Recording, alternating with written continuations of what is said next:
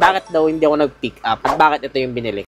So yan, good day sa inyo netizens, kagaya na pinakako sa inyo. Nandito na nga tayo sa LU. First time ko mag-LU bucket list namin to. At binibreak in nga natin si Apa, yung ating Tamaraw Hilux FX. So meron nag-comment nun last time, since konti pa lang nakakapanood ng mga raw vlogs natin na travel, na bakit daw di ako nag-pick up, mas malakas daw yung dating. That's a good point, malakas yung dating ng pick up. Pero kung napanood mo yung last vlog ko, malalaman mo dun yung rason kung bakit. Sasabihin ko na rin. So kung lakas ng dating yung pag-uusapan natin, andun nga si Bolen, yung ating Honda Civic RS na 11 Gen, di ba? So ayun yung pangdiinan natin. Ngayon, kailangan ko ng pangharaba sa utility van na ayan, pang travel. Kagaya nito, nasa La Union tayo, ta-travel tayo, tapos walang kaselan-selan. Kahit na puro sand yung mga kasama ko. At kahit sobrang dami na isasama ko ay okay lang. Basa pa kami, travel kami, walang kaarte-ate, walang kaselan-selan, pwede kang sumampa ulit. So yun yung main reason. At the same time, kaya pa rin magkarga ng isang motorsiklo. Yun yung isa sa mga nagustuhan ko dun sa Tamaraw FX. Now, pagdating dun sa sinasabi nila na dating, pag-usapan namang lakas ng dating netizens, actually, nasa point na ako dati na kukuha na sana ako nung isang brand. Hindi ko na lang sasabihin kasi baka may ma-offend pa. Pero, nung lumabas si Tamaraw FX, kasi utility van lang din naman hanap natin eh. Mas pang ano talaga yon, mas grabe stereotyping doon na pag pumunta kami sa event, akala mo kami yung sa catering. Parang ganon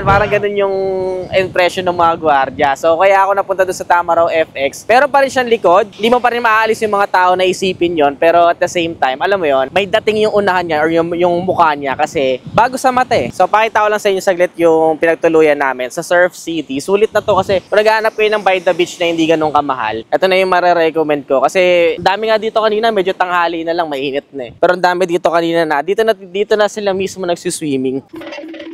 So yan, okay, tama. Ito na yung transient namin. By the beach na to.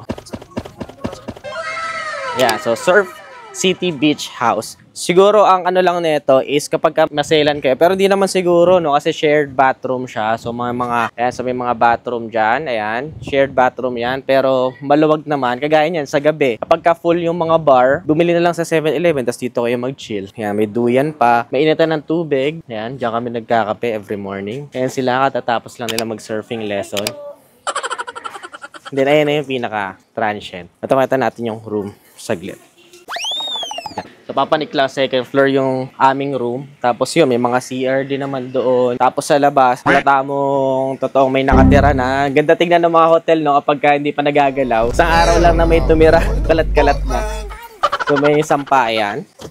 Tapos, yung room namin, medyo magulo lang pero at least may idea lang kayo. May air condition, so dalawahan yung sa amin. And then sa team ko, tatluhan yung sa kanila. Doon naman sa ibaba. Yan, very basic lang. Habang lang naman natin dyan, may kama at may aircon para masarap yung tulog, di ba? So yan, papakita ko naman sa inyo kung saan naka-park si Apa. Maganda dito sa Surf City netizens. Actually, dito sponsored nagbayad talaga kami dito. Parang nasa around 2-4 per night. Pero si Obier Lourdes kasi nakakuha siya ng parang 400 discount a day kasi nga travel vlog. So, ito yung parking lot nila. Ayan. So, kasya naman, multiple vehicles. Na-enjoy na namin dito kasi ngayon lang ako nag-release ng vlog. Pero, nung nakaraan, wala pang katao-tao kasi dumating kami dito Wednesday ng gabi. So, na-enjoy na namin talaga ng Thursday and Friday na mapayapa at walang katao-tao. So, dito, nakapark si Apa. Yan, dami na rin namin napuntahan dito. Sinamantala na namin hanggat hindi pa weekend. Pero ngayon, siguro madami ng tao. Pero mas malungkot kapag kukunti tao. Syempre, andito ka nga para yung vibes, diba, pang turista. So, pakita ko lang sa inyo yung likod na sinasabi ko.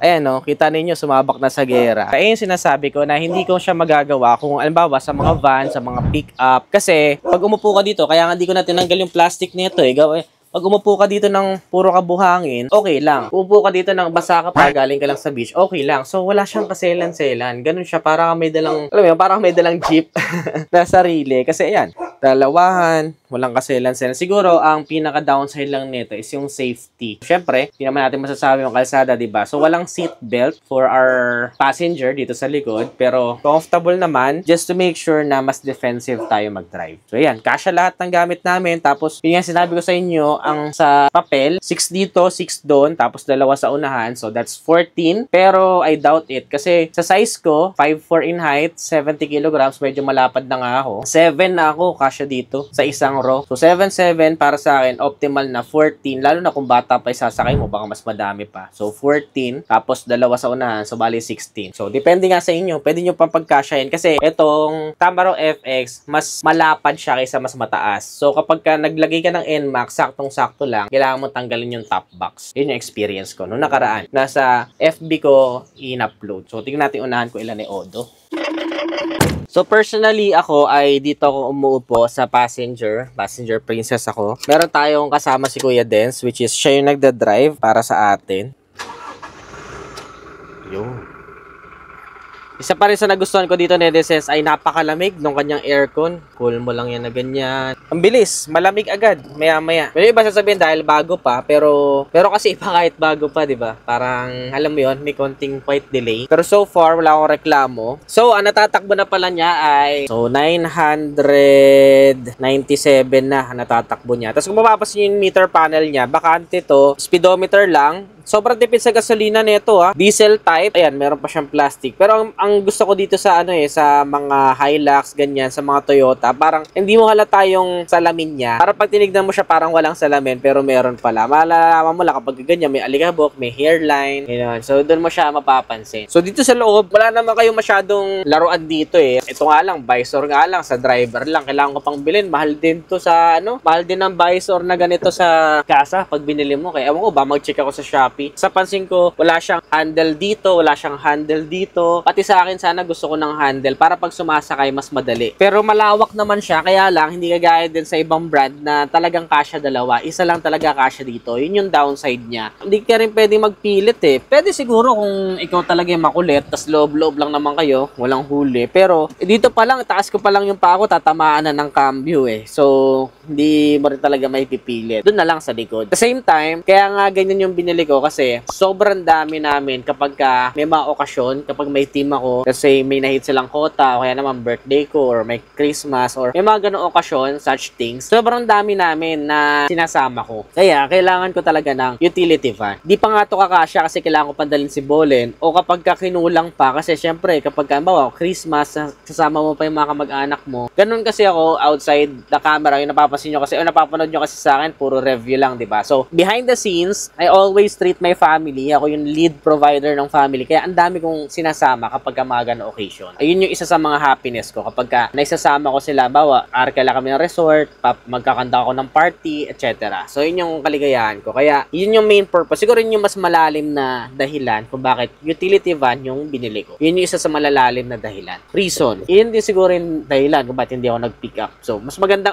Siguro yun na yung gagawin kong title. Bakit daw hindi ako nag-pick up? At bakit ito yung binili ko? So, yun yung isa sa main reason, dito na sa may bandang dulo ng vlog ko nasabi, kung bakit ito yung napili ko. So, yun lang natin, somehow raw vlog lang ito, ng mga updates ko sa buhay at travel namin. So, maybe, in the future, pakita ko pa kung saan kami pumupunta. If interested kayo sa ganun, comment nyo na lang dyan sa baba, if interested kayo sa ganun. Pero usually, me talking to you, ganyan, raw, ang dami na nanonood, so nakakatawa naman. Nakakatawa na po siya kasi you're actually listening to what I have to say kasi may tiwala kayo sa atin. And syempre, personal branding natin, medyo matagal-tagal na rin. And yun yung dahilan kung ba't hindi ako nag-pick up. This one, medyo lang hindi sobra. Both pangdiinan at practical na hit niya. So, hindi man siya super pangdiinan at hindi man siya super practical. So, sa akin, parang super practical nga para sa akin Pero hindi man siguro super kasi meron pang iba na mas madami pang kayang isakay sa likod or mas maluwag. Pero na-hit niya both. Target ko na-hit niya. Mukhang pandiinan. Umorder nga kami sa Starbucks. Binati ito nung nung staff nila. Sabi, ang ganda nung nyo sir nakatama raw kayo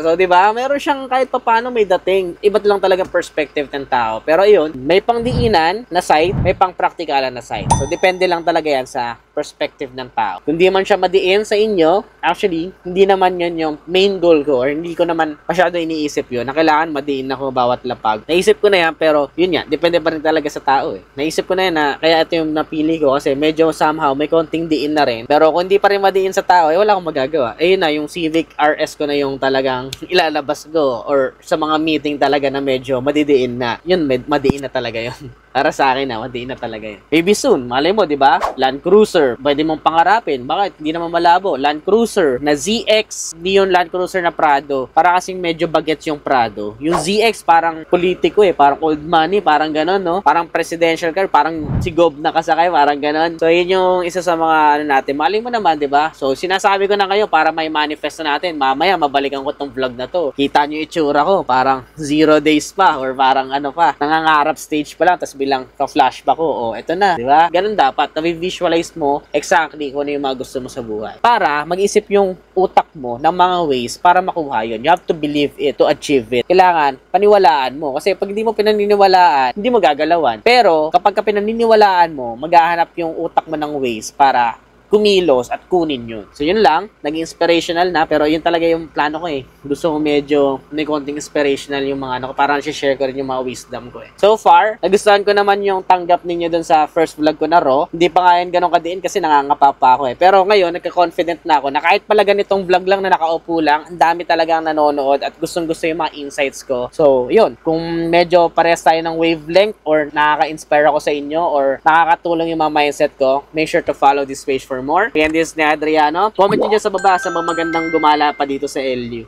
At sa pamagandang gumala bukod dito sa LU para mapuntahan naman namin at magamit namin si Apa. Siguro pag uwi ko, change oil, gala ulit, goal, 5,000 kilometers naman, change oil, tapos goal, 10,000 kilometers. Nabasa ko rin yung comment ni Sir dun sa ano ko Ganun daw dapat ang tamang break. So yun lang.